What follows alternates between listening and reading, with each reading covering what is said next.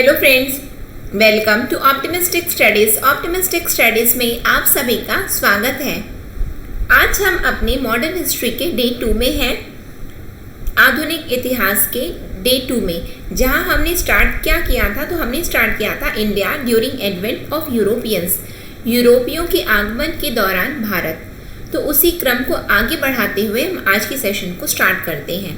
तो चलिए फिर हम सेशन को स्टार्ट करें। इससे पहले हमने पुर्तगालियों का भारत में आगमन देख लिया था।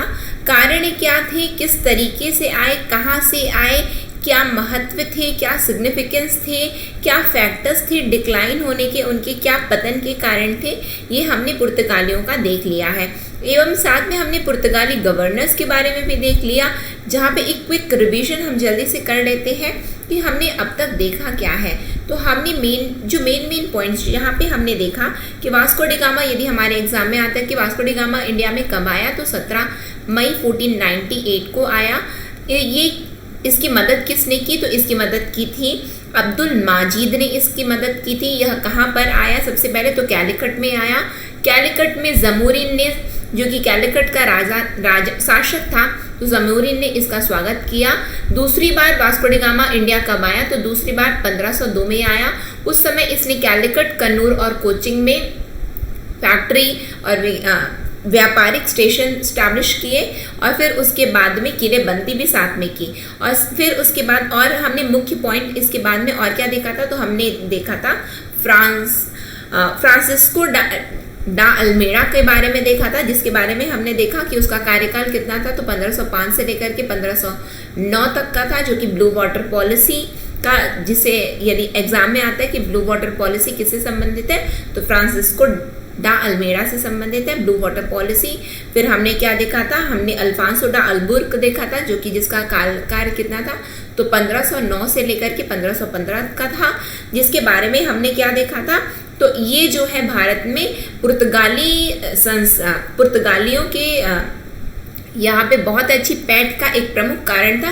कारण ये था कि उसने बीजापुर को अपने कब्जे में कर लिया, फिर उसने भटकाल को कब्जे में कर लिया था कि विजयनगर की कृष्णदेव राय से, और जो इसने सबसे पहले गोवा को जो कब्जे में किया बीजापुर से, तो किससे किया था, तो यूसुफ आदिल शाह से जीता था। तो ये सब हमने किसके बारे में देखा था, तो अल्फांसो डा अल्बुर्क।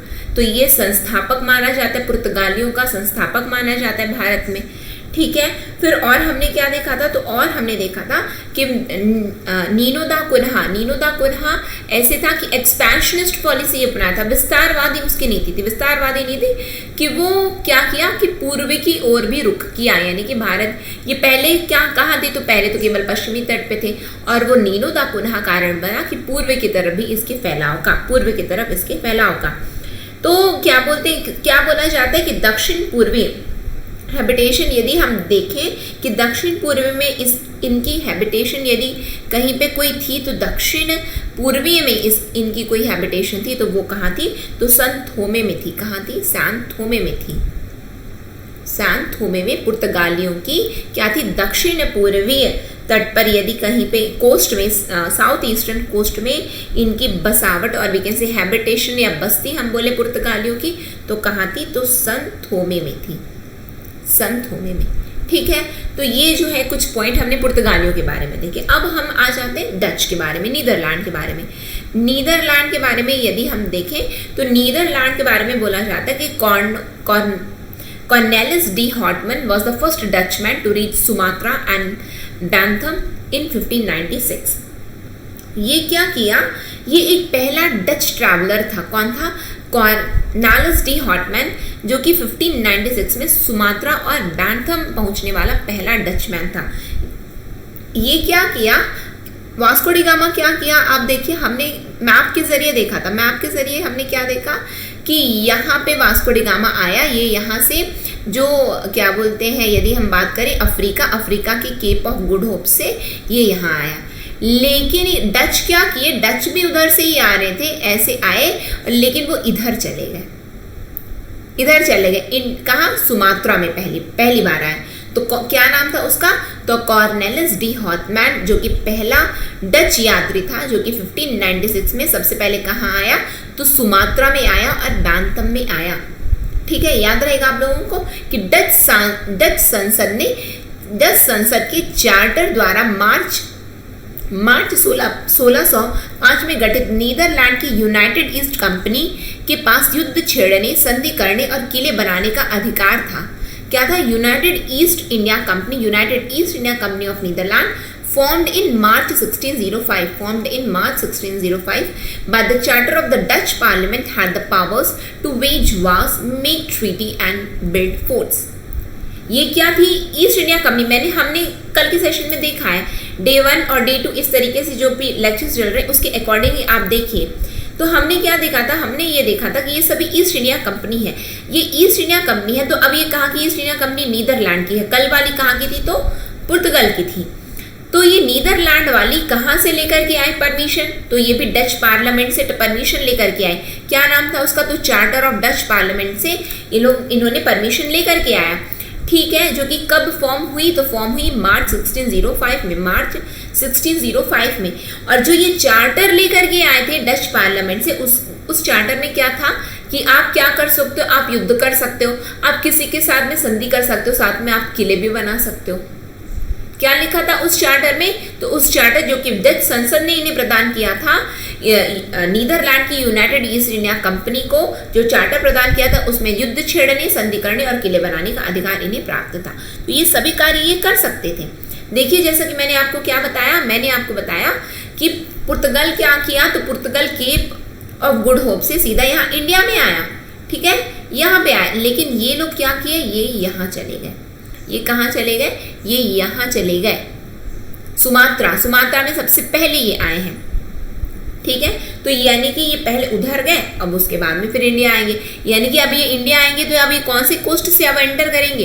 तो अब ईस्ट कोस्ट से अब ये एंटर करेंगे। देखते हैं कि क्या बात बताई जाती है इसमें। ठीक है, तो 1605 में आंध्र के मसूलीपट्टनम में अपना पहला कारखाना स्थापित किया। पूछा जाता है कि डच ने अपनी पहली फैक्ट्री कहाँ पे स्थापित की थी? तो मसूलीपट्टनम जो कि आंध्रा में था, तो 1605 में डच ने पहली फैक्ट्री अपनी स्थापित की थी। कारण आपने देखा कि इन्होंने क्यों वहां पे स्थापित की मसूलीपट्टनम में स्थापित करने का कारण था ना, कारण क्या था कि ये तो वहां से आ रहे थे, ये भले ही यहाँ से आए हैं, लेकिन इन्होंने तो अपना रास्ता बदल दिया। ये कहाँ से? यहाँ से तो यहाँ चले गए हैं। अब यहाँ से यहाँ चले गए तो इंडिया तो अब यही वाले रास्ते से आएंगे ना, यानी कि पूर्व से आएंगे। जब वो पूर्व से आ रहे थे, सबसे पहले मसूलीपट्टनम में उन्होंने अपनी पहली फैक्ट्री बनाई। कब बनाई थी? 1605 में बनाई है मसूलीपट्टनम में। ये कारण है। ठीक है, और क्या बताया गया? इसके बाद उन्होंने पुर्तगालियों पर जीत हासिल की और सबसे प्रमुख यूरोपीय व्यापार शक्ति के रूप में उभरे। पुर्तगालियों को जीत लिया, ठीक है, और सबसे प्रमुख जीतने के बाद में प्रमुख यूरोपीय व्यापार शक्ति के रूप में उभरे ये। ठीक है, फिर पुलिकट भारत में उनका मुख्य केंद्र था, जिसके बाद में नागपट्टनम ने बदल दिया, जिसे बाद में नागपट्टनम ने बदल दिया। इसमें क्या बताया गया है? ये बताया जा रहा है कि subsequently they won over Portuguese and emerge as the most dominant European trade power. इन्होंने पुर्तगालियों को हरा दिया, तो ठीक है ना, उसके बाद तो यही आया, तो ये सबसे शक्तिशाली व्यापारी के रूप में उभरे भारत में। लेकिन इन्होंने सबसे पहली फैक्ट्री, एग्जाम में पूछा जाता है सबसे पहली फैक्ट्री कहाँ? तो मसूलीपट्टनम में। और एग्जाम में पूछा जाता है डच ने अपनी दूसरी फैक्ट्री कहाँ स्थापित की? तो डच ने अपनी दूसरी फैक्ट्री पुलिकट में स्थापित की है। ये पुलिकट कहाँ पड़ता है? तो पुलिकट पड़ता है आंध्रा और तमिलनाडु के बॉर्डर में पड़ता है। पुलिकट कहाँ पड़ता है? तो आंध्रा और तमिलनाडु के बॉर्डर में पड़ता है। पुलिकट लेक भी आपने सुना होगा, बिल्कुल आप लोग जानते होंगे इस बारे में। ठीक है, तो दूसरी फैक्ट्री कहाँ पे स्थापित हुई? तो दूसरी फैक्ट्री स्थापित हुई। साथ में एग्जाम में पूछा जाता है डच का मेन सेंटर, मुख्य केंद्र क्या था? तो मुख्य केंद्र क्या था? तो पुलिकट ही था उनका मुख्य केंद्र। ठीक है, याद रहेगा आप लोगों को। अब ये पुलिकट का है, उसको भी आप देख लीजिए, तो यहाँ से आपको क्लियर होता जाएगा कि कहाँ पे ये क्या कर रहे हैं और क्या नहीं कर रहे हैं। ठीक है, ये बिल्कुल यहाँ पे बहुत ही छोटा है, लेकिन आपको समझ में आ जाएगा। मैं आपको जूम करके थोड़ा दिखाती हूँ, तो आपको समझ में आ जाएगा। ऐसा नहीं कि समझ में आएगा नहीं। ये यहाँ पे मैं हाईलाइट करूंगी ना, वहां देखना। ये नागापट्टनम दिख रहा है, नागापट्टनम दिखा, ये देखिए, ये कहाँ पे है? ये यहाँ पे देखिए, यहाँ पे। ठीक है, तो ये क्या था? पुलिकट जो कि किस में बदल गया? में पुलिकट, फिर उसके बाद दूसरा क्या, और ये क्या बदल गया, पुलिकट नागापट्टनम में। ठीक है, समझ में आ रहा है आप लोगों को? ये है उनका मुख्य केंद्र माना जाता है। ठीक है, आगे देखिए, आगे हम देखते हैं इसके बारे में और जानकारी लेते हैं कि क्या है। तो डच यमुना घाटी और मध्य भारत में निर्मित नील, बंगाल, गुजरात और कोरोमंडल से कपड़ा और रेशम, बिहार से नमक और गंगा घाटी से अफीम और चावल ले जाते थे। व्यापारी थे तो व्यापारी तो लेकर के ही जाएंगे। क्या लेकर के जाएंगे, आइए देखते समझते। तो Dutch carried Indigo manufactured in the Yamuna valley and central India. क्या क्या ले जाते थे? तो इंडिको, नील कहाँ से ले जाते थे? तो यमुना वैली, यमुना घाटी और मध्य भारत से लेकर के जाते थे नील। और टेक्सटाइल और सिल्क कहाँ से लेकर के जाते थे? तो बंगाल और गुजरात से।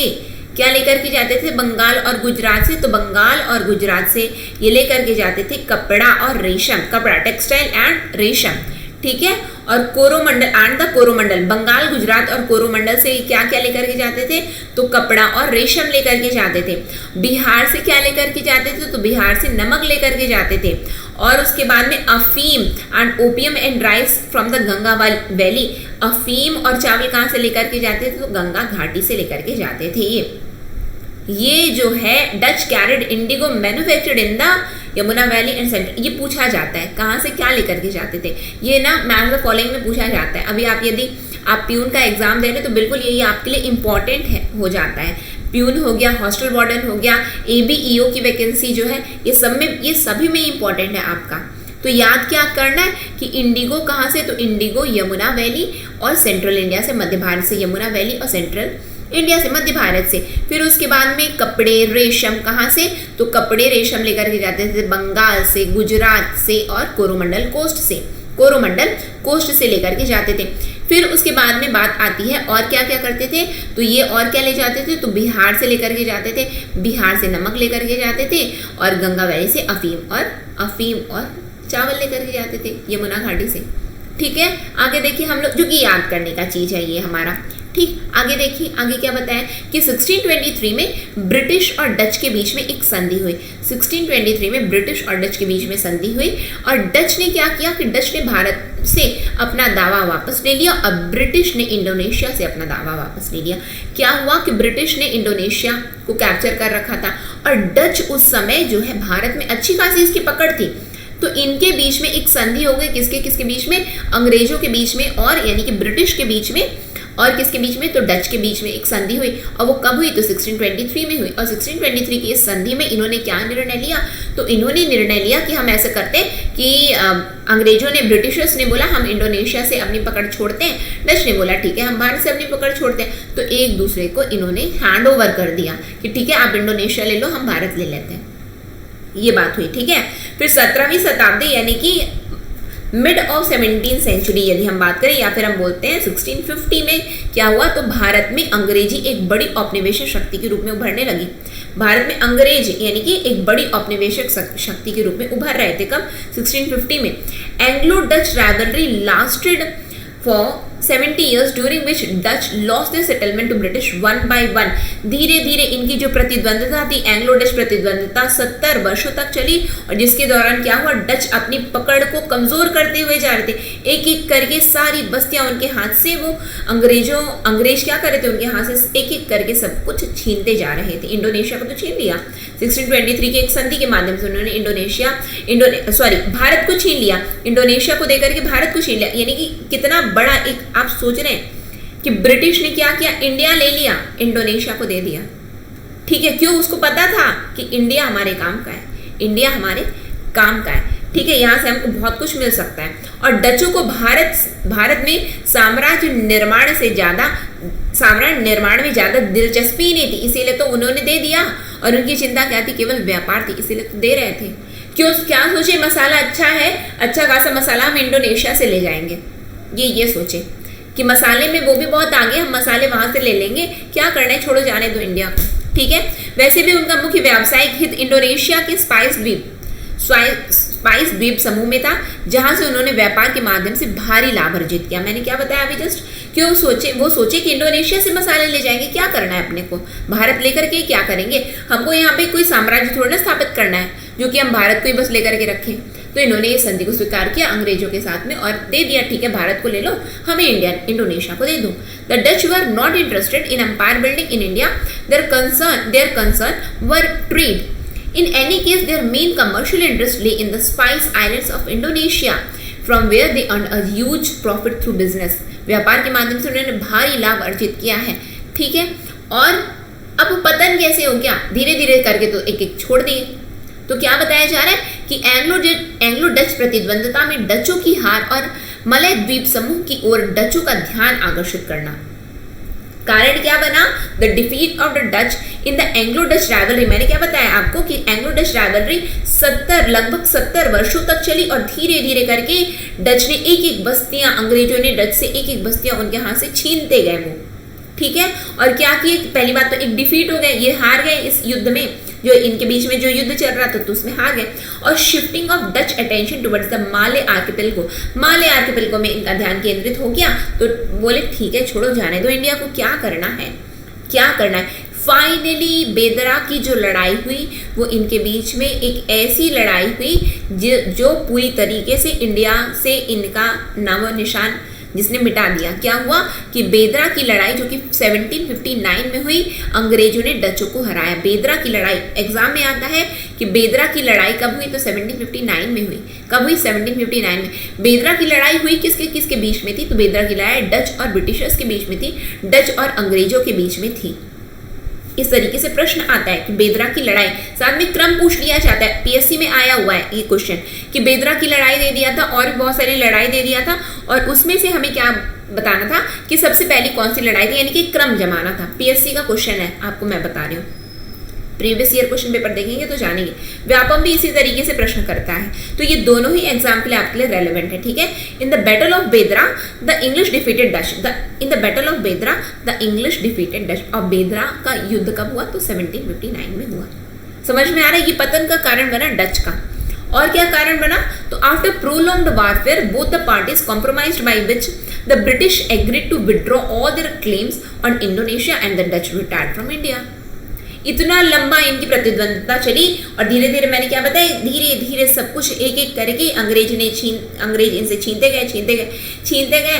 क्या हुआ कि बोले कि आप एक काम करो, इंडोनेशिया को आप ले लो, इंडिया को हमें दे दो। ये बड़े खुश हुए, बोले कि अच्छा वाह, मसाले का केंद्र मिल गया, मसाले का द्वीप मिल गया हमें, हमको तो केवल व्यापार से मतलब है, साम्राज्य हमें स्थापित करना ही नहीं है। ये खुश हो गए धीरे से। ये क्या हुए, इनको पता ही नहीं चला, इनके पैरों के तले से कब जमीन भी खिसक गई। इसका मतलब ये कब इंडिया से अपना पूरा का पूरा अस्तित्व खो बैठे।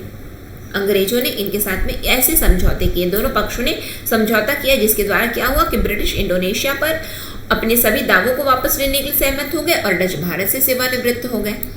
ठीक है, समझ में आ रहा है।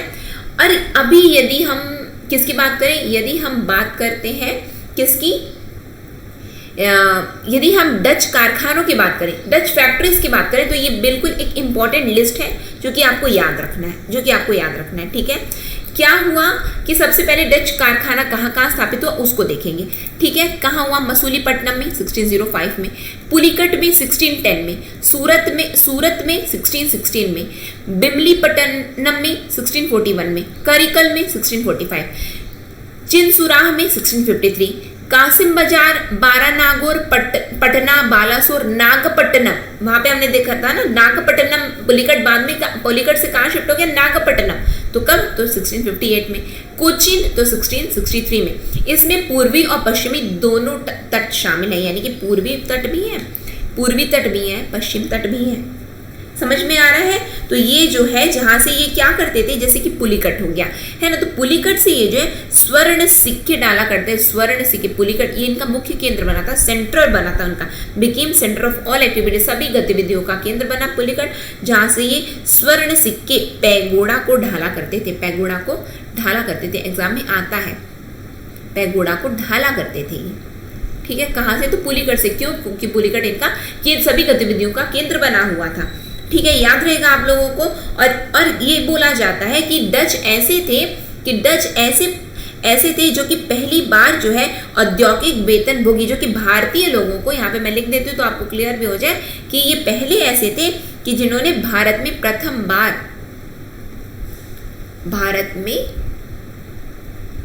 प्रथम बार औद्योगिक वेतन भोगी रखे। औद्योगिक वेतन भोगी रखे, एग्जाम में आता है, भारत में प्रथम बार औद्योगिक वेतन भोगी रखने वाले कौन थे? तो डच थे, वेतन भोगी रखे। ठीक है, they are the first, they have first time appointed Indians as the paid employed worker. ठीक है, और क्या था कि वो अंतिम रूप में पतन, यदि एग्जाम में आता है कि इनका अंतिम रूप में पतन कब हुआ, तो बेदरा के युद्ध, बेदरा का युद्ध कब हुआ? तो 1759 में हुआ। ये कुछ मेन पॉइंट्स हैं, मैंने 1759 में हुआ बेदरा का युद्ध, जिसके माध्यम से क्या हुआ, जिसका परिणाम क्या निकला कि डच पूरी तरीके से जो है भारत से इनका पतन हो गया, टाटा बाय बाय हो गया भारत से इनका पूरी तरह से, बेदरा के युद्ध से। याद रहेगा इतनी बातें आपको डच के लिए याद रहेंगी कि आगे देखते हैं हम लोग। आगे अब आ जाते हैं हम अंग्रेज में। अंग्रेजों के बारे में हम अब जानते हैं, इनका क्या था, इनका क्या रहा, क्या गतिविधियां हुई। तो अंग्रेजों के बारे में आइए हम देखते हैं, समझते हैं। तो 31 दिसंबर 1600 को इंग्लैंड की महारानी एलिजाबेथ प्रथम द्वारा चार्टर जारी किया गया था, जो कि 15 वर्षों के लिए व्यापार का एकाधिकार दिया था। एक चार्टर जारी किया गया था जो कि 15 वर्षों तक के लिए एकाधिकार का क्या दिया था, बिल्कुल इनको व्यापार का एकाधिकार दिया था। और अंग्रेजी ईस्ट इंडिया कंपनी की स्थापना हुई कब? 1600 में हुई। अंग्रेजी ईस्ट इंडिया कंपनी की स्थापना हुई 1600 में। ठीक है, इसीलिए वहां पे क्या लिखा हुआ है, यदि ईस्ट इंडिया कंपनी की स्थापना की बात आती तो ईस्ट इंडिया कंपनी की स्थापना हुई है 1600 में हुई है। और यदि डच ईस्ट इंडिया कंपनी की बात आती है तो 1602 में हुई है। तो ये किसका क्रम है? ईस्ट इंडिया कंपनी का क्रम है। लेकिन भारत में आगमन का क्रम देखोगे तो डच पहले आए, इंग्लिश बाद में आए। डच पहले आए, इंग्लिश बाद में आए हैं। समझ में आ रहा है? डच क्या किए, इंग्लिश क्या किए? इंग्लिश तो डच से ही तो लिए हैं। अंग्रेज किससे लिए? डच से ही तो ले लिए हैं पूरी तरह से। यदि हम देखें तो बेदरा को 1759 पूरी तरह से ले लिए।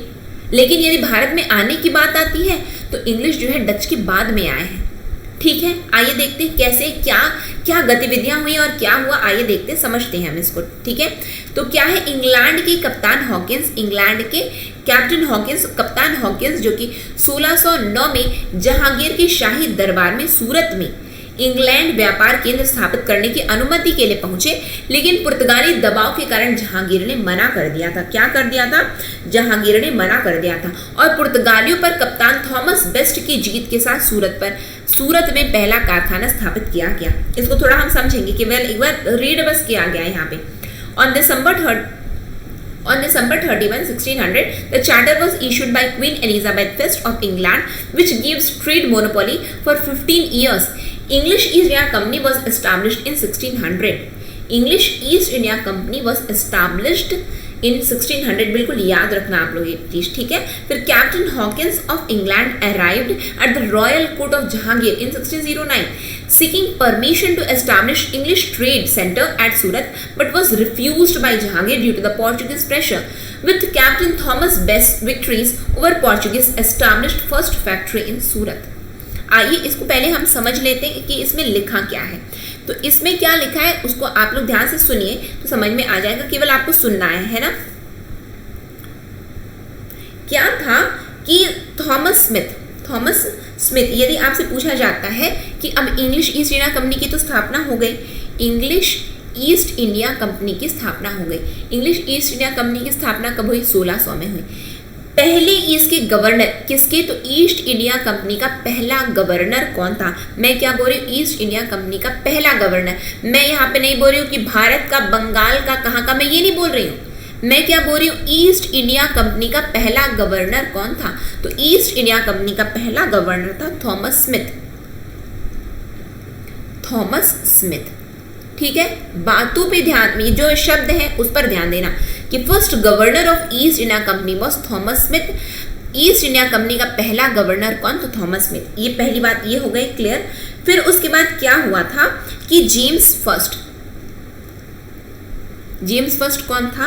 तो जेम्स फर्स्ट जो है कि किंग ऑफ ब्रिटेन। ठीक है, इसका एक राजदूत था। राजदूत कौन था? तो कैप्टन हॉकिंस। देखिए लिखा है ना, कप्तान हॉकिंस। ठीक है, कप्तान हॉकिंस। तो कैप्टन हॉकिंस यहां पे मैं लिख देती हूँ,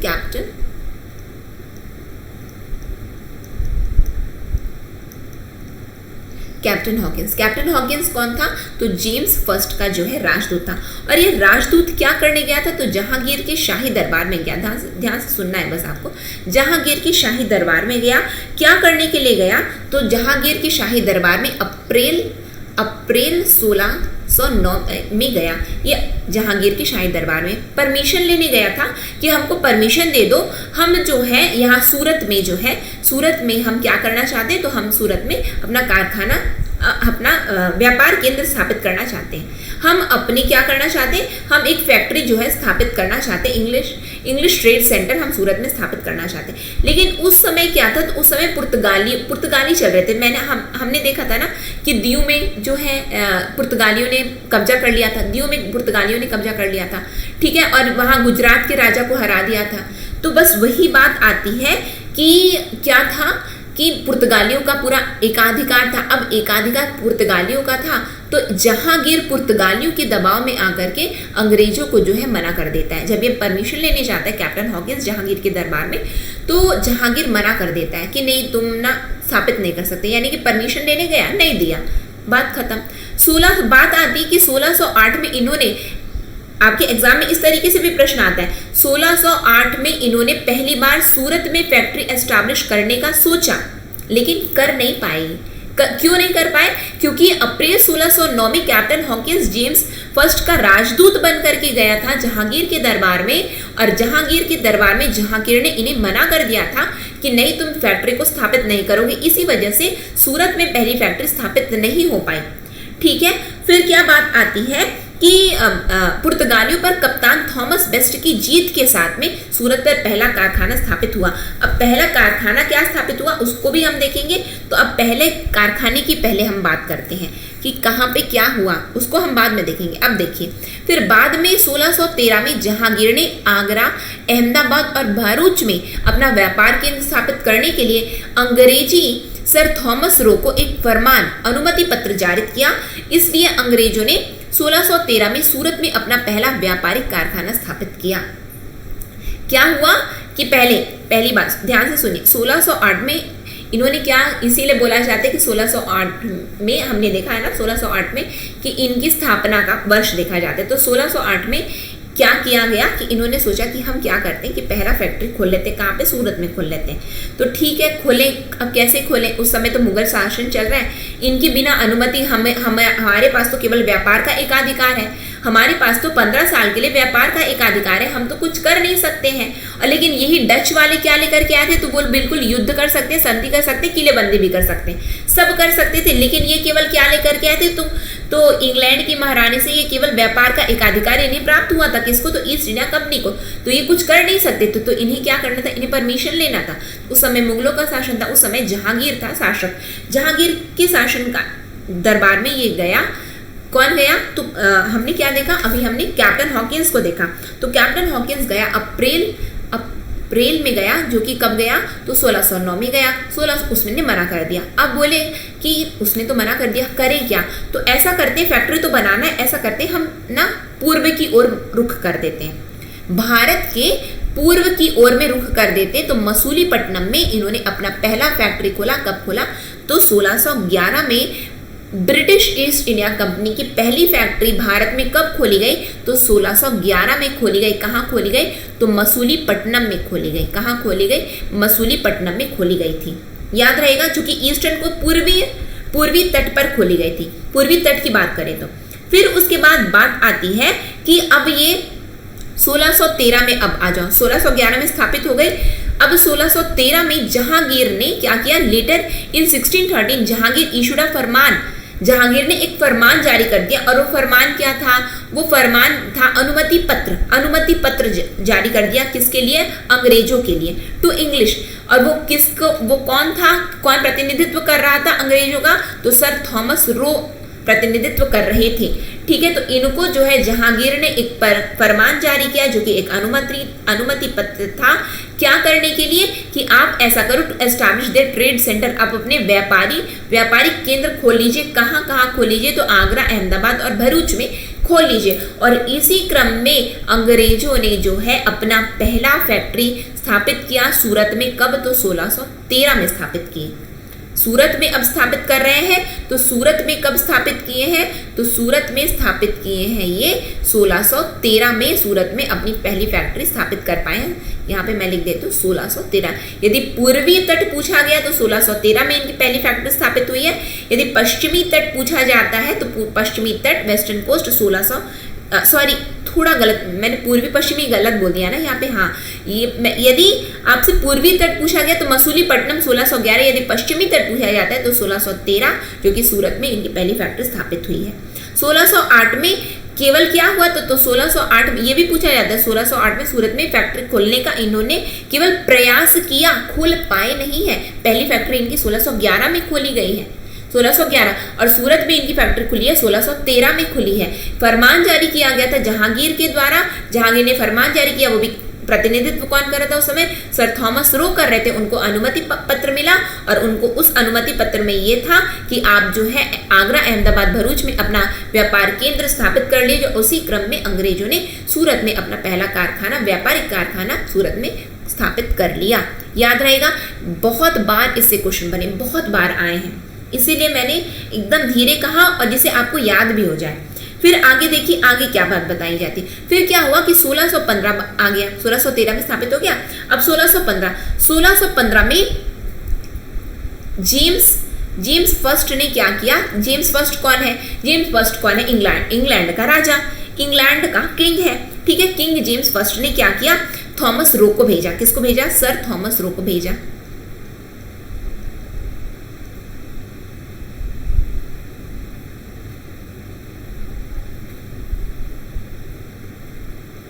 अपना राजदूत बना करके, और ये जो है बहुत सारी अब अपना राजदूत बना करके इसने भेजा, और ये जो है थॉमस रो जो है बहुत सारे क्या प्राप्त कर लिया? तो ये बहुत सारे इंडस्ट्रियल यानी कि क्या प्राप्त किया? व्यापारिक छूट प्राप्त करने में यह सक्षम रहा।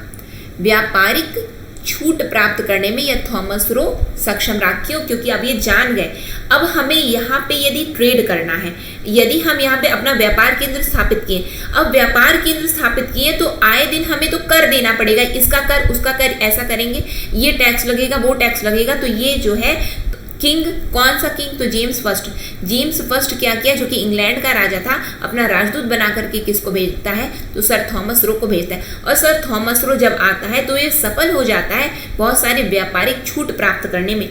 किससे ये व्यापारिक छूट प्राप्त कर पाता है? तो जहांगीर से और खुर्रम से। अब ये खुर्रम कौन है? तो खुर्रम शाहजहां का ही नाम है। खुर्रम कौन है? खुर्रम शाहजहां का नाम है। और शाहजहां कौन है? तो शाहजहां जहांगीर का बेटा है। शाहजहां जहांगीर का बेटा है, जिसे और एग्जाम में पूछा जाता है खुर्रम, और किसको बोला? खुर्रम कौन है? तो खुर्रम शाहजहां का दूसरा नाम है, ठीक है। यानी कि शाहजहां को और किस नाम से जाना जाता है? तो खुर्रम के नाम से जाना जाता है, ठीक है। जहांगीर को और किस नाम से जाना जाता है? सलीम के नाम से जाना जाता है। तो ये सब बातें हैं जो कि हमें बिल्कुल याद हो जानी चाहिए, क्योंकि एग्जाम में आता है। और ये जो है थॉमस रो बहुत सारी व्यापारिक छूट प्राप्त करने में सफल रहा। किसे? तो जहांगीर और खुर्रम से। ये वही चीज लिखा हुआ है, और जिसके माध्यम से बहुत सारी इन्होंने अब अपनी फैक्ट्री अब दूसरे जगह पे खोला, दूसरे जगह में। 1613 में तो इनको केवल ये फरमान जहांगीर ने जारी किया था, तो ठीक है आप खोल लीजिए। कहाँ खोल लीजिए? तो आप खोल लीजिए, देखिए क्या लिखा है, आगरा, अहमदाबाद और भरूच में खोल लीजिए। लेकिन 1615 में जब ये राजदूत थॉमस रो जब आया है, इंग्लैंड के राजा का राजदूत बन करके आया है, तो ये सफल रहा व्यापारिक छूट प्राप्त करने में, जिसके माध्यम से हुआ क्या? तो अंग्रेजी व्यापारिक कारखानों को बसाने की अनुमति भारत के विभिन्न हिस्सों में प्राप्त हो गई। अंग्रेजी व्यापारिक कारखानों को बसाने की अनुमति प्राप्त हुई, भारत के विभिन्न हिस्सों में इन्होंने प्राप्त कर ली, ठीक है। यानी कि हमें तो अब बिल्कुल छूट है, अब छूट है तो बिल्कुल करेंगे हमारी जो इच्छा। अब उसी क्रम में क्या होता है? अब उसी क्रम में होता है, अब ये एक और बात आती है। क्या बात आती है? आइए देखिए, समझते हैं हम लोग। फिर उसके बाद 1632 आ जाता है, ध्यान से समझना है आपको, ठीक है। 1632 में सुल्तान ऑफ गोलकोंडा,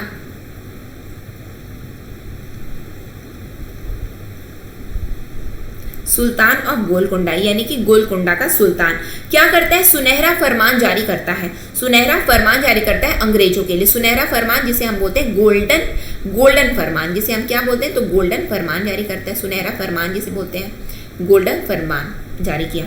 अब इस गोल्डन फरमान में लिखा क्या था? तो गोल्डन फरमान में था कि जिसमें था under it Britishers were giving Under it, Britishers were given 500 pagoda annual tax as an annual tax to Sultan and were independently used the seaport of Golconda. क्या किया? एक सुल्तान गोलकोंडा का सुल्तान एक सुनहरा फरमान जारी किया। फरमान जारी करने के बाद अंग्रेजों को क्या करना था? तो अंग्रेजों को वार्षिक कर देनी थी, वार्षिक कर देना था 500 पैगोडा, 500 पैगोडा का वार्षिक कर इन्हें देना था। और जिसके ये तो दे देते थे, वार्षिक कर दे देते थे, लेकिन इन्हें हासिल क्या हुआ? तो इनको हासिल हुआ गोलकोंडा का बंदरगाह प्राप्त हो गया, गोलकोंडा का बंदरगाह इनको प्राप्त हो गया। तो बस इनकी तो बस अब तो चांदी चांदी। अब कैसी चांदी? अब बंदरगाह भी मिल गया, व्यापार के लिए अच्छे अब साधन भी मिलेंगे, अब बढ़िया हम हमारी जो इच्छा हम वो करेंगे। अभी तो ईस्ट इंडिया कंपनी जो कि व्यापार के लिए आई है, व्यापार के लिए ही तो आई थी। अब व्यापार 15 साल के लिए था और उसको और भी बढ़ा दिया गया था। तो ये बात आती है कि कब? तो 1632 में एग्जाम में पूछा जाता है गोल्डन फरमान किसने जारी किया? तो गोल्डन फरमान जारी किया था गोलकोंडा के सुल्तान ने। किसके लिए जारी किया? तो अंग्रेजों के लिए जारी किया। कब जारी किया? तो 1632 में जारी किया। इसके तहत था क्या? तो इसके तहत ये था कि 500 पैगोडा वार्षिक कर पर गोलकोंडा का बंदरगाह इन्हें प्राप्त हो गया था। किसको? अंग्रेजों को प्राप्त हो गया था। ठीक है, और वो भी कैसा? तो स्वतंत्र उन पर उसका नियंत्रण, यानी कि स्वतंत्र नियंत्रण इनके अंतर्गत आ गया था। यानी कि वो आधिपत्य में फिर नहीं था कि क्यों? क्योंकि हम आपको कर दे रहे हैं, हम आपको टैक्स दे रहे हैं, आप हमको अपना सी पोर्ट दे दो, गोलकोंडा का दे दिए ये। फिर क्या हुआ कि 1639 आया। ये 1632 की बात आती है। 1639 आया। अब 1639 में हुआ क्या? तो 1639 में Francis de Almeida taken Madras on lease from king of Chandragiri and established Fort St. George, which later on became the center of Britishers at the Coromandel coast. क्या होता है? फ्रांसिस डी अल्मेडा हमने देखा है ना। तो ये क्या होता है कि 1639 में फ्रांसिस डे ने क्या किया कि मद्रास को क्या किया कि लीज पर ले लिया। लीज पर ले लिया, यानी कि हम जिसे हम बोलते हैं कि ठीक है हम आपको देंगे, यानी कि जैसे किराए में आप बोल सकते हो। ठीक है, लीज पर ले लिया। किससे ले लिया? तो चंद्रगिरी के राजा से ले लिया।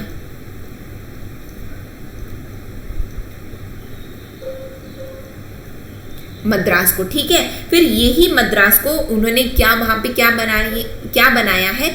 उन्होंने बनाया है फोर्ट सेंट जॉर्ज स्थापित हो गया। ठीक है, फिर ये क्या बना? ये बाद में ये फोर्ट सेंट जॉर्ज बाद में कालांतर में क्या बना कि अंग्रेजों का क्या बन गया? केंद्र बन गया कोरोमंडल कोस्ट में। कोरोमंडल कोस्ट में ये अंग्रेजों का जो है क्या बन गया? तो जैसे कि इधर पे है ना, इधर के कहाँ पे? पूर्वी में कोरोमंडल कोस्ट, ये है मालाबार कोस्ट, ये है कोरोमंडल कोस्ट। तो कोरोमंडल कोस्ट में अंग्रेजों का जो है फोर्ट सेंट जॉर्ज जो है केंद्र बन गया।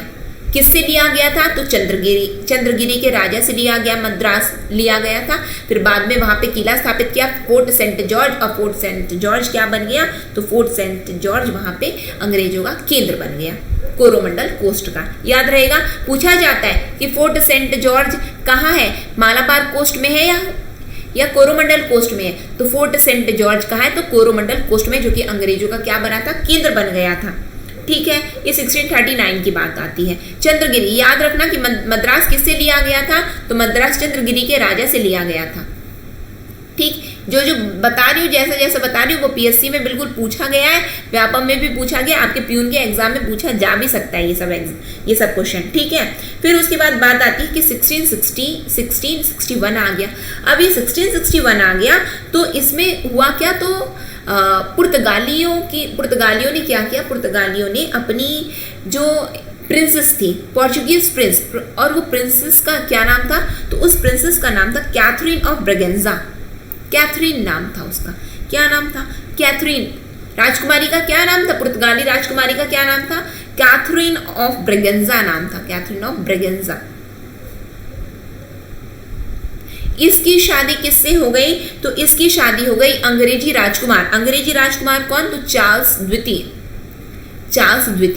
अब चार्ल्स द्वितीय से जब इसकी शादी हो गई, किसकी? राजकुमारी की शादी हो गई। पुर्तगाली राजकुमारी है, ये अंग्रेजी राजकुमार है। अब ये दोनों की शादी हो गई, कब हुई? तो 1661 में हुई। तो जब शादी हो गई तो पुर्तगालियों ने क्या किया कि दहेज में इन्होंने अंग्रेजों को बॉम्बे दे दिया। क्या दे दिया? बॉम्बे दे दिया, अंग्रेजों को दहेज में दे दिया। अब दहेज में दे दिया किसको? अंग्रेजों को दे दिया। इसका मतलब बॉम्बे भी अब किसका हो गया?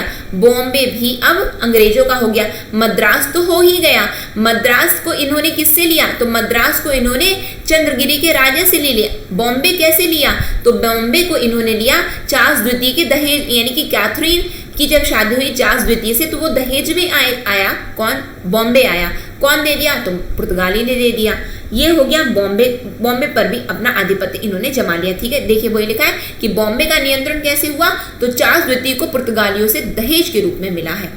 Bombay control Charles two receive as dowry from Portuguese. और मद्रास के बारे में मैंने आपको क्या बताया कि फोर्ट सेंट जॉर्ज, मद्रास को क्या बना दिया? Fort Saint George. मद्रास में फोर्ट सेंट जॉर्ज ने मसूलीपट्टनम की जगह ले ली। Fort Saint George replaced Masulipatnam.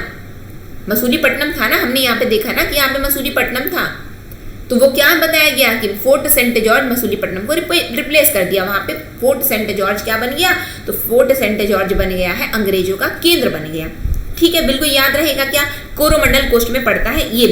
अब इसका क्या मतलब हुआ? अब इसका ये मतलब हुआ कि अब यहाँ से अब बात आती है कि अंग्रेज, आपने हमेशा पढ़ा होगा। क्या पढ़ा होगा? यदि आप नहीं पढ़े तो भी कोई दिक्कत नहीं, पढ़े हो तो बहुत अच्छी बात है कि भारत में अंग्रेज कहाँ कहाँ पे मुख्य इनका केंद्र क्या था। तो इनकी क्या क्या मुख्य राजधानी थी? बॉम्बे थी, कलकत्ता थी और मद्रास थी। बिल्कुल ये पढ़े हैं।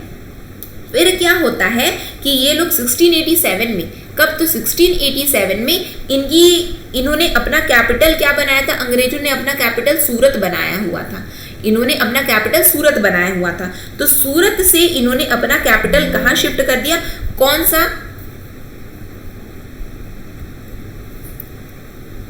एक मिनट है ना।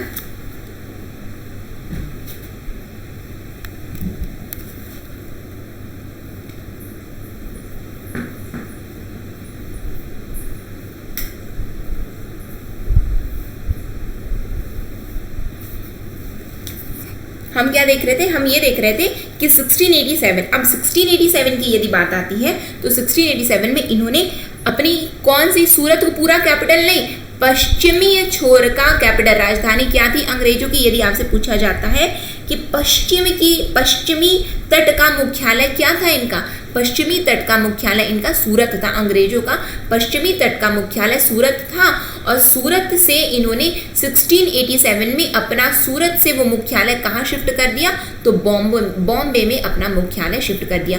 पूछा जाता है कि अंग्रेजों ने सूरत से बॉम्बे अपना मुख्यालय कब शिफ्ट किया? तो 1687 में किया गया। 1687 में पश्चिमी तट में अंग्रेजों का मुख्यालय क्या था? तो सूरत पश्चिमी तट का अंग्रेजों का मुख्यालय था। ठीक है, ये बात आती है। फिर उसके बाद में अब हम कहाँ पे पहुंच गए हैं? अब यहाँ पे देखिए क्या लिखा है। अब 1687 अब 1700 आता है। अब 1700 आया तो बॉम्बे, मद्रास और कलकत्ता 1700 तक राजधानी कलकत्ता के साथ भारत में अंग्रेजी बस्तियों के 3 प्रेसिडेंसी शहर बन गए।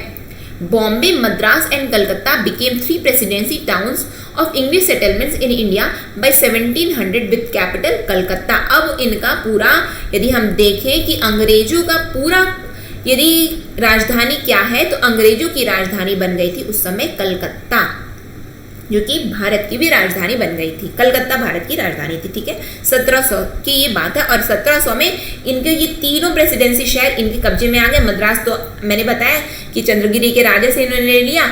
बॉम्बे दहेज में ही मिल गया इनको। ठीक है, चार्ल्स द्वितीय से शादी हो गई कैथरीन की, तो कैथरीन के दहेज में आ गया, पुर्तगालियों ने दे दिया। अब जो है कलकत्ता, अब कलकत्ता में इन्होंने क्या स्थापित कर दिया? अपनी राजधानी बना ली इन्होंने। फिर उसके बाद अब बात आती अंग्रेज दूसरे यूरोपियों के खिलाफ क्यों सफल हुए?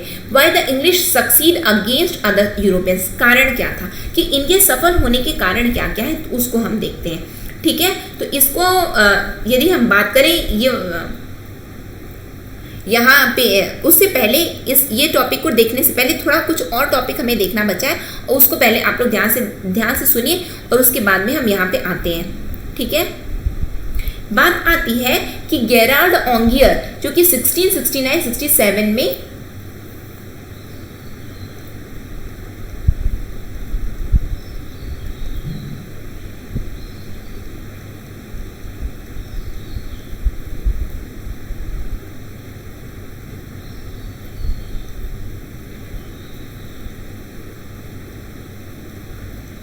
गेराल्ड ऑन्गियर, ठीक है, गेराल्ड ऑन्गियर।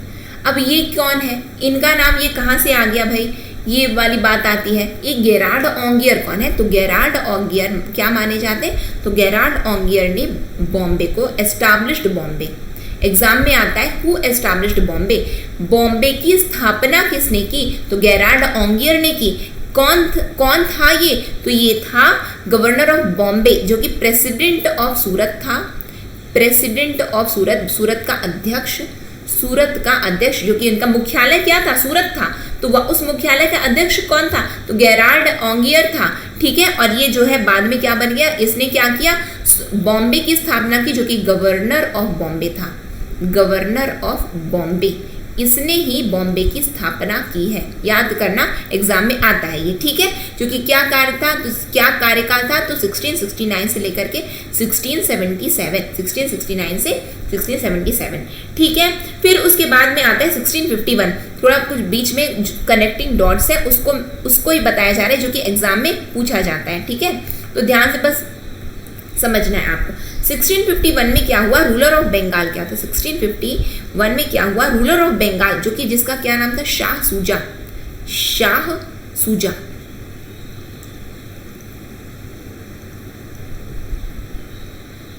शाह सूजा गिव शाह सूजा ने क्या किया, जो कि कौन था, तो बंगाल का शासक था, बंगाल का शासक, इसने क्या किया, व्यापारिक छूट दे दी, किसे दे दी, तो अंग्रेजों को व्यापारिक छूट दे दी। अब व्यापारिक छूट दे दी, तो इस व्यापारिक छूट का एक नाम है, व्यापारिक छूट दे दी गई, व्यापारिक छूट। और व्यापारिक छूट का क्या नाम है, निशान नाम है, ये एग्जाम में पूछा जाता है। निशान क्या है, तो निशान क्या होता है, तो निशान व्यापारिक छूट है, जो कि 1651 में 1651 में बंगाल के शासक शाह सूजा ने अंग्रेजों को दिया था। एक निशान, आप एग्जाम में पूछा जाता है कि निशान से आप क्या समझते हैं, तो निशान व्यापारिक छूट होती है, ठीक है, व्यापारिक छूट है, जो कि शाह सूजा ने, जो कि बंगाल का शासक था, जिसने 1651 में अंग्रेजों को प्रदान किया था, ठीक, ये याद रहेगा। और आगे आ जाइए, आगे और क्या बताया गया है, आगे अब बात आती है, अब आगे बात आती है कि 1698, तो 1698 में क्या हुआ कि ईस्ट इंडिया कंपनी ने 3 गांव, वो 3 गांव कौन से हैं, तो सूतानुती, कालीकट और गोविंदपुर, कौन कौन से, सूतानुती, कालीकट, गोविंदपुर की जमींदारी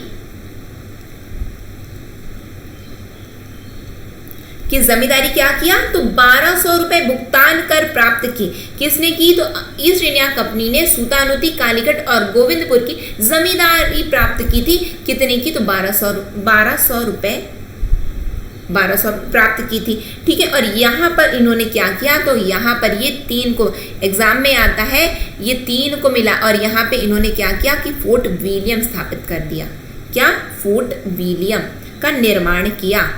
फोर्ट विलियम का निर्माण किन 3 गांव को मिलाकर, किन 3 गांव की जमींदारी दी गई थी ईस्ट इंडिया कंपनी को, तो सूतानुती, कालीकट और गोविंदपुर, एग्जाम में आता है। और उसके बाद में फोर्ट विलियम का निर्माण किया गया, कब किया गया, तो 1698, 3 गांव को मिलाकर के फोर्ट विलियम का निर्माण किया गया है। कहाँ पे, तो ये कहाँ पे फोर्ट विलियम, आप लोग बिल्कुल गए होंगे, ठीक है, वेस्ट बंगाल में, ठीक। फिर उसके बाद में चार्ल्स आयर कौन है, तो चार्ल्स आयर, ये फोर्ट विलियम है, फोर्ट विलियम देख रहे हैं, तो फोर्ट विलियम के पहले यदि कोई प्रेसिडेंट बने, अध्यक्ष बने फोर्ट विलियम के, तो वो चार्ल्स आयर बने,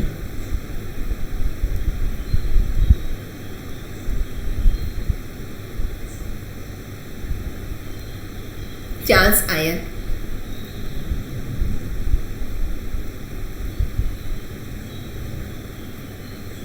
ठीक है, ये एग्जाम में पूछा जाता है। फोर्ट विलियम का पहला अध्यक्ष कौन था, first president, who was the first president of fort William, तो चार्ल्स आयर, ठीक है। फिर उसके बाद में क्या हुआ कि विच लेटर ऑन नोन एज, और यही फोर्ट विलियम जो कि बाद में क्या कहलाने लगा, कलकत्ता कहलाने लगा। इसकी नींव किसने रखी थी, इस कलकत्ता की नींव किसने रखी, तो जॉर्ज चार्नोक ने रखी, किसने रखी, तो जॉर्ज चारणुक रखी थी। एग्जाम में पूछा जाता है कि कलकत्ता की नींव किसने रखी, तो कलकत्ता की नींव रखी थी जॉर्ज चारणुक ने। ये जो मैंने कुछ कुछ पॉइंट्स बताए हैं ना, ये बिल्कुल एग्जाम रेलेवेंट पॉइंट है, बिल्कुल एग्जाम में जो पूछे जाते कि कलकत्ता की नींव किसने रखी, जॉर्ज चारणुक ने रखी। फोर्ट विलियम कालांतर में क्या बना, तो कलकत्ता, ठीक है। फोर्ट विलियम किन 3 गांव को मिलाकर के बना था, किन 3 गांव को मिलाकर के निर्माण किया गया था फोर्ट विलियम का, तो सूतानुती,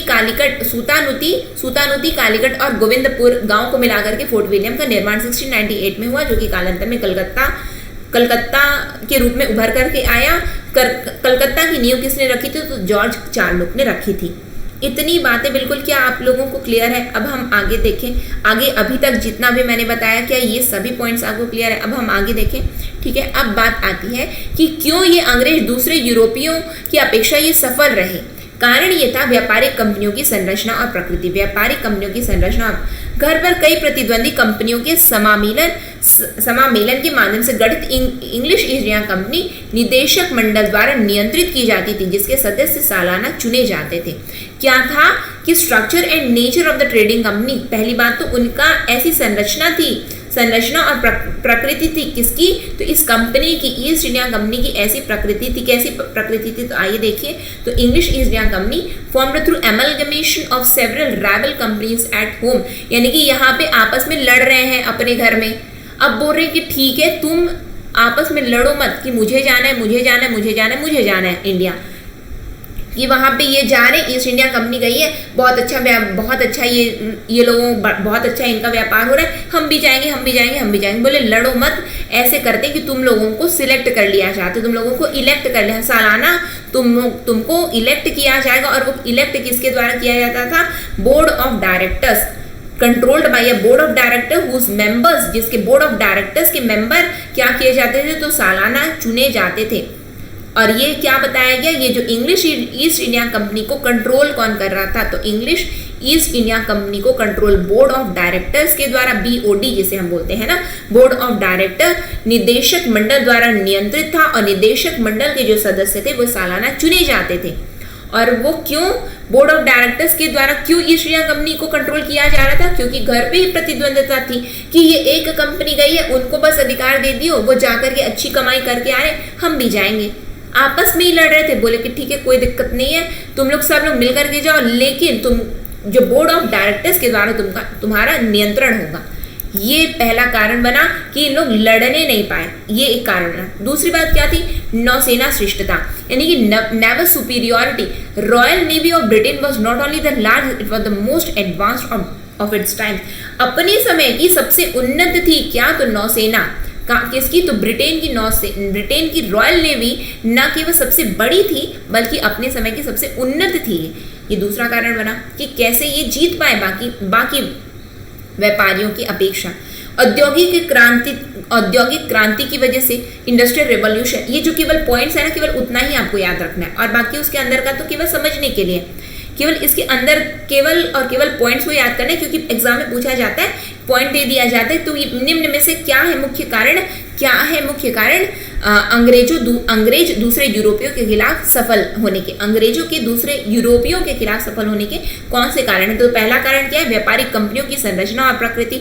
दूसरा कारण क्या है, तो नौसेना श्रेष्ठता। तीसरा कारण क्या है, औद्योगिक क्रांति। तो औद्योगिक क्रांति में क्या हम देख रहे हैं, औद्योगिक क्रांति अन्य यूरोपीय देश में देर से पहुंची और इससे पहले इंग्लैंड को अपना आधिपत्य बनाए रखने में मदद मिली। बाद में पहुंचे, लेकिन यहाँ तो पहले पहुंच गए। तो इंग्लैंड में औद्योगिक क्रांति की शुरुआत 18वीं शताब्दी की शुरुआत में ही हुई थी, तो वो भी एक कारण बनी। औद्योगिक क्रांति ब्रिटेन में पहले पहुंची और बाकी देशों में, यूरोप के बाकी देशों में बाद में पहुंची, ये भी एक कारण बन गया। और सैन्य कौशल और अनुशासन, मिलिट्री स्किल एंड डिसिप्लिन, वो भी एक चौथा कारण बना। The British soldiers were discipline, lord and well trained. The British commanders were strategist who tried new tactics in war।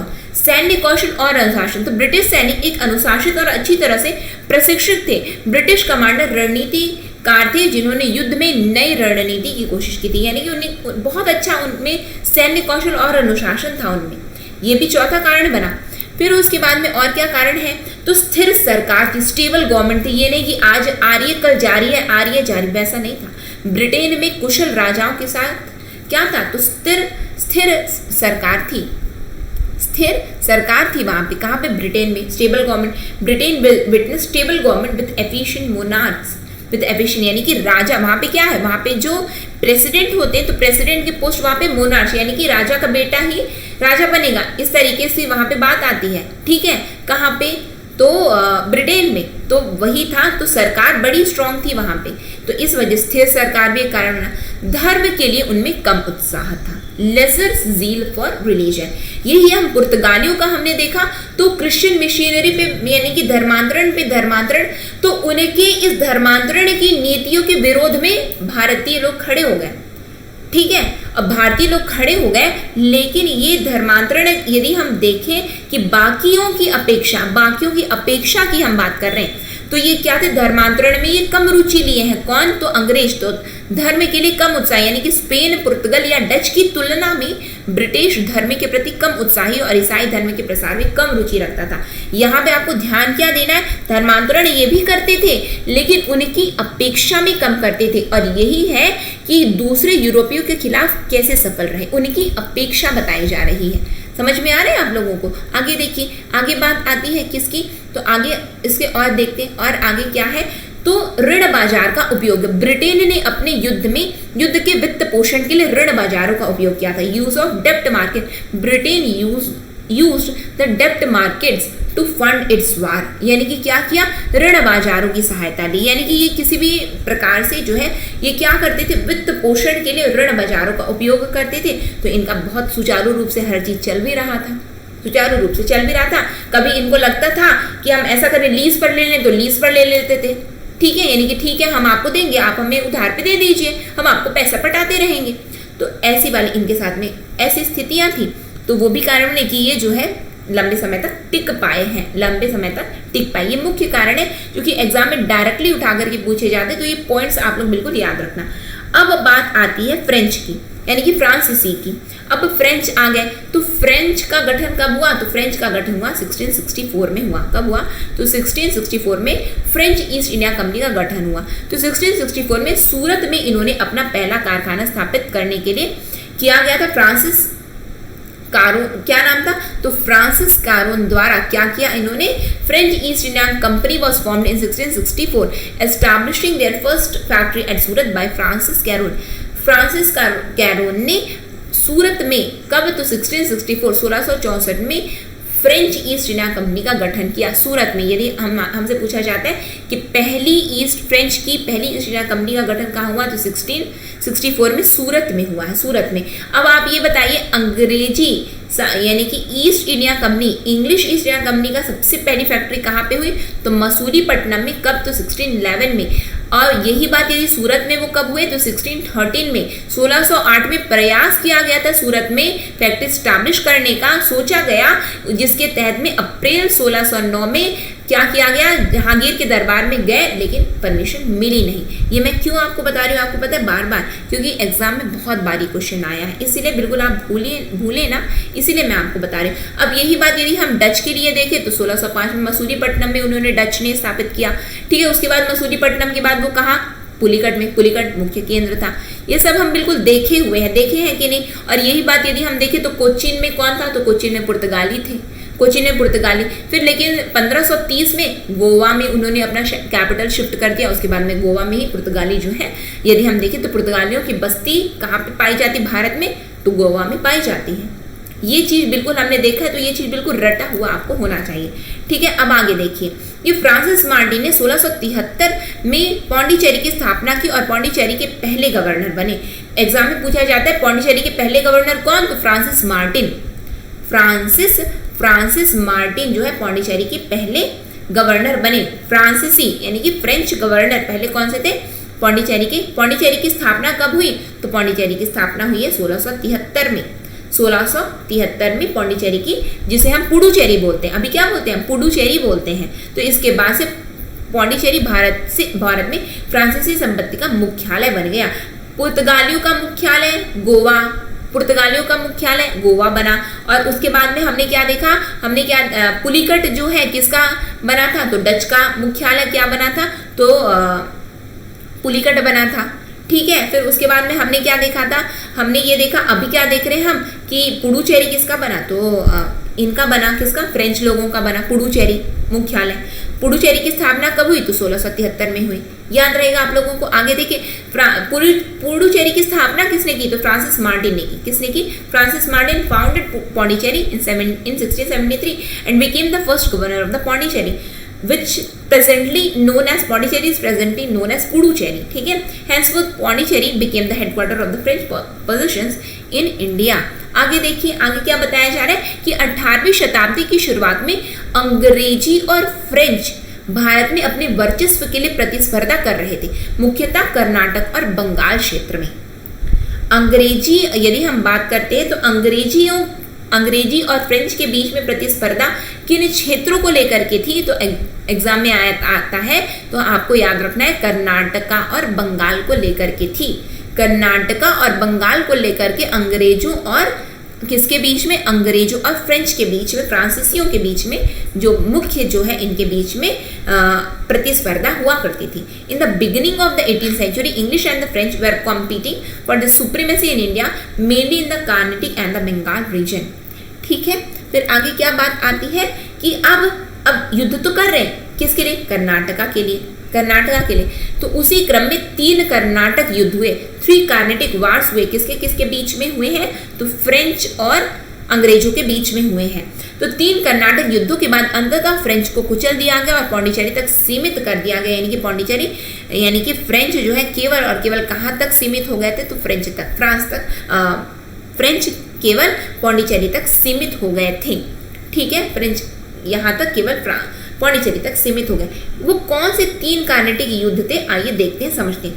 तो पहला प्रथम कर्नाटक युद्ध। तो प्रथम कर्नाटक युद्ध कब हुआ, तो 1740 से 1748 तक। फर्स्ट कार्नेटिक वॉर फ्रॉम 1742-48, जो कि क्या था, तो एक्सटेंशन ऑफ राइवलरी था। अभी एक्सटेंशन ऑफ राइवलरी क्या था, तो ऑस्ट्रिया के उत्तराधिकारी युद्ध से यह प्रभावित था, इसीलिए बोला जाता है कि यह क्या था, तो यह प्रतिद्वंदता का ही विस्तार था। किसके बीच में, तो अंग्रेजों के बीच में और फ्रांस के बीच में, इंग्लिश के बीच में और फ्रांस के बीच में पहले से प्रतिद्वंदता चल रही थी। तो वो प्रतिद्वंदता जो यूरोप में चल रही थी उसका असर कहाँ पे देखा गया, भारत में भी देखा गया था। और ये जो पहला जो कार्नेटिक वॉर हुआ, प्रथम कर्नाटक युद्ध हुआ, जो कि 1740 से लेकर के 1748 तक हुआ, उसे बोला जाता है कि ऑस्ट्रिया के उत्तराधिकारी युद्ध से प्रभावित था। ऑस्ट्रिया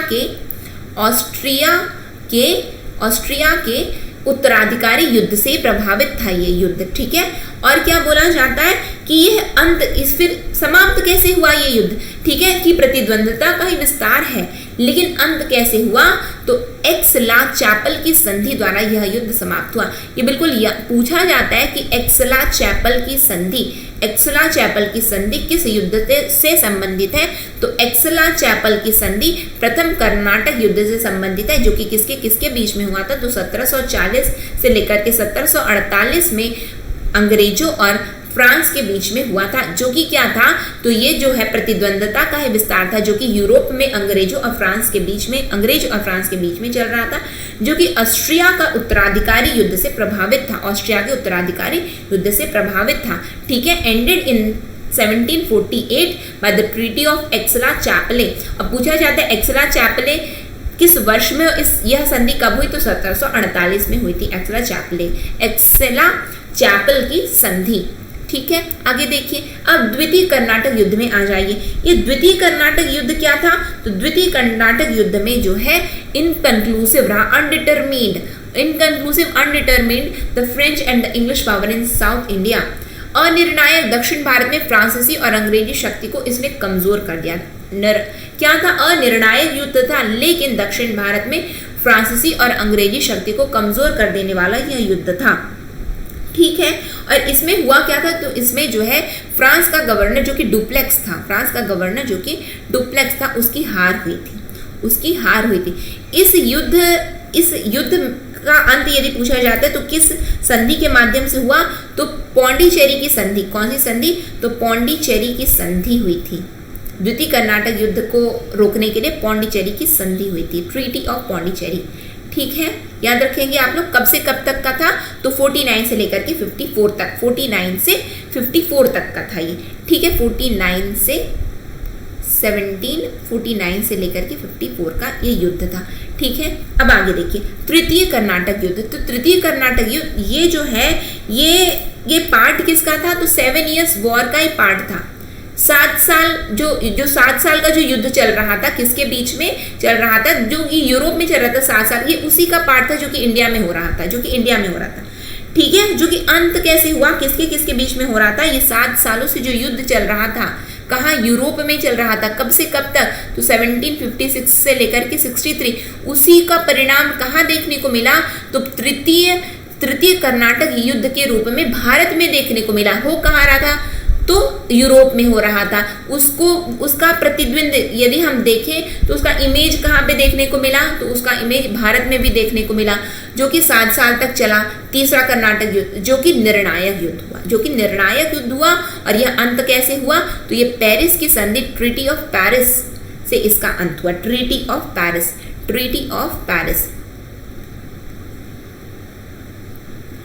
पेरिस की संधि से इसका अंत हुआ। और क्या हुआ कि फाइनली ये हुआ कि पुडुचेरी जो है, और जिसे हम पौंडीचेरी बोलते हैं, वह सीमित हो गए कहाँ तक? तो केवल मैंने पौंडीचेरी बोल दिया, फ्रांस जो है कहाँ तक सीमित हो गए? तो पुडुचेरी, पौंडीचेरी तक सीमित हो गए, क्योंकि तीसरा कर्नाटक युद्ध जो कि पेरिस की संधि के साथ में खत्म हुआ था, और यह निर्णायक युद्ध बना। जबकि जो दूसरा वाला था वो अनिर्णायक युद्ध था। याद रहेगा क्या आप लोगों को? बिल्कुल याद रखना। ट्रीटी ऑफ पेरिस किस युद्ध से संबंधित है? तो ट्रीटी ऑफ पेरिस कब हुई? तो ट्रीटी ऑफ पेरिस हुई थी 1764 में हुई थी। किसके लिए हुई थी? तो अंग्रेजों और फ्रांस के लिए हुई थी, इनके बीच में हुई थी ये। ठीक है, जो कि 7 साल के युद्ध के विराम के रूप में आई थी। 7 साल के युद्ध का विराम हो जाना चाहिए, जो कि इनके बीच में चल रहा है। जब यूरोप में रुका तो इंडिया में भी रुक गया, और ये निर्णायक संधि के रूप में यह उभरा। ठीक है, अब बात आती है डेन की। डेन कौन है? यानी कि डेनमार्क। अब डेनमार्क कब आए? तो 1616 में आए हैं। कब आए हैं ये लोग? तो 1616 में ये इंडिया आए हैं, डेनमार्क। ठीक है, तो क्या लिखा है? डेनिश ईस्ट इंडिया कंपनी की स्थापना 1616 में हुई, और 1620 में उन्होंने भारत के पूर्वी तट पर तंजौर के पास ट्रांक्यूबार में एक कारखाने की स्थापना की। The Danish East India Company was established in 1616 and in 1620 they founded a factory at Tranquebar near Tanjore on the eastern coast of India. यदि अब आपसे पूछा जाता है कि डेन कहाँ, तो डी कहाँ? टी में। और डी क्या है? डेन है। कब आया? तो 1616 में। समझ में आ रहा है आप लोगों को? 1664 में कौन? तो फ्रांस। 1664 में कौन? तो फ्रांस। ठीक है, तो डेन कब आया? तो डेन जो है फ्रांस से भी पहले आया, और फ्रांस के बाद में कौन आया? तो स्वीडन आया। ठीक है, तो ये है क्रम, और ये है भारत में इनके आगमन का क्रम। सबसे पहले कौन आया? तो पुर्तगाली आए। कौन आया? तो सबसे पहले यदि हम देखें तो कौन आता है? तो सबसे पहले पुर्तगाली आते हैं, फिर उसके बाद कौन आता है? डच आता है, फिर कौन आते हैं? तो इंग्लिश आते हैं, फिर उसके बाद में कौन आते हैं? उसके बाद में आते हैं डेन के बाद में आते हैं फ्रांस, और उसके बाद में आते हैं स्वीडन। ये है एक क्रम जो कि एग्जाम में बिल्कुल पूछा जाता है, ठीक है। और यदि हम इनके स्थापना की बात करें कि इनके ईस्ट इंडिया कंपनी की स्थापना कब हुई, तो पहले पुर्तगाली ईस्ट इंडिया कंपनी की स्थापना होती है, फिर इंग्लिश ईस्ट इंडिया कंपनी। क्यों? क्योंकि वो 1600 में इसका गठन हो गया है। और लेकिन वही डच ईस्ट इंडिया कंपनी का निर्माण कब हुआ? तो 1602 में हुआ है। 1602 में हुआ है, ये कारण है। फिर उसके बाद यदि हम डेन की बात करें तो 1616 में हुआ है। फ्रेंच की यदि आप बात करोगे तो 1664 में हुआ है। ये अंतर को बिल्कुल याद रखना है। ये ईस्ट इंडिया कंपनी है, और ये भारत में आगमन का क्रम है। किसके? तो इन यूरोपीय देशों का, कि भारत में आगमन का क्रम है। ठीक है, फिर आगे देखिए, उनकी मुख्य बस्ती कलकत्ता के निकट सेरामपुर में थी। कहाँ थी? तो सेरामपुर में इनकी, किसकी? तो डेनिश की जो मुख्य बस्ती कहाँ थी? तो सेरामपुर में थी। और डेनिश कारखाने जो कि किसी भी समय महत्वपूर्ण नहीं थे, तो उन्होंने क्या किया? तो 1845 में ब्रिटिश सरकार को बेच दिया। यानी कि किसी काम का नहीं, तो लो भैया ले लो, हमको नहीं चाहिए, तुम ही ले लो। तो डेन वाणिज्य की तुलना में अपनी मिशनरी गतिविधियों के लिए बेहतर जाने जाते थे। मिशनरी गतिविधियां ये अधिक करते थे। The Danes are better known for the missionary activities than for commerce, यानी कि ये व्यापार के लिए उतना ज़्यादा नहीं जाने गए, वाणिज्य के लिए उतना ज़्यादा नहीं जाने गए। इनकी सेटलमेंट क्या थे, प्रिंसिपल सेटलमेंट, यदि मुख्य बस्ती यदि हम देखें तो कहाँ थी, तो श्रीरामपुर में थी, जो कि कलकत्ता में थी। ठीक है, पहली फैक्ट्री इन्होंने तंजौर में स्थापित की थी, तो कहाँ, तो 1616 में इन्होंने स्थापित की थी, जो कि कहाँ, ठीक है, बिल्कुल याद रहेगा आप लोगों को आगे। तो यहाँ पे हमने क्या देख लिया है, तो भारत में यूरोपियों का आगमन का ये चैप्टर हमने कंप्लीट कर लिया है। ठीक है, तो ये सेशन को फिर हम यहीं पे एंड करते हैं। यहाँ पे जो जितने पॉइंट्स बताए गए हैं ना, बिल्कुल एग्जाम रेलेवेंट है, जो कि एमसीक्यू के फॉर्म में यदि हम डिस्कस करेंगे तब आपको समझ में आएगा कि किस तरीके से ये पूरे क्वेश्चन फ्रेम होते हैं। केवल एक चैप्टर से आप समझ रहे हैं, केवल और केवल एक चैप्टर से इतने सारे पॉइंट्स निकल करके आते हैं। तो फिर हम ये सेशन को यहीं पे एंड करते हैं। नेक्स्ट सेशन में हम लोग मिलेंगे। नेक्स्ट सेशन तक ले optimistic learning. Thank you for the session.